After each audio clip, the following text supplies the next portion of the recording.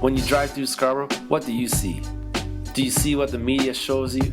The star, the sun, and the globe, they all show you the same thing.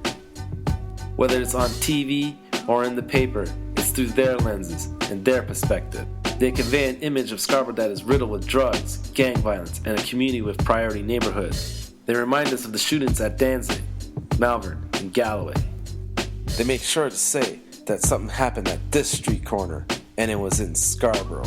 You see, Scarborough is an interesting case of ignorance by convenience. Scarborough is one of the biggest suburbs of Toronto.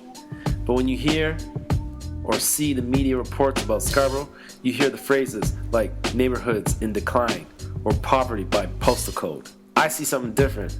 Rising condos at every corner, roads that aren't congested, and beautifully maintained homes. What is reported and shown is the stigma of Scarborough, and not the truth of what is actually happening in the East End of Toronto. Scarborough perception creates hesitation and stagnation in City Hall and politicians. Our issues become political footballs getting passed from mayor to mayor. Tell us when Scarborough's getting a subway or LRT instead of lying to us or giving us a free hot dog picnic. Promises never make it to Scarborough, but the stigma never leaves. We are viewed through narrow lenses and outdated perspectives. The people who live, shop, and work within this borough no different. I'll tell you what I see. I see a diverse, dynamic, and vibrant community where you find kids playing, amazing public parks, street barbecues, festivals, and mature tree-lined neighborhoods. Come here and you'll be in awe when you walk from Morningside Park through the Rouge Valley to the Bluffs. The piers, marinas, and live concerts at the Civic Center all speak against what they want you to believe about Scarborough. Oh, but they highlight the few incidents of violence and keep their eyes shut when the positives of my borough are obvious and plain to see. People assume the worst about Scarborough, not because it's true, just because it's socially accepted. Would you think the same about other areas of the city?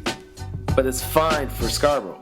Scarborough has its problems too, but they are no different than anywhere else in Toronto. It's about time Scarborough's free from the stigma that should never have existed.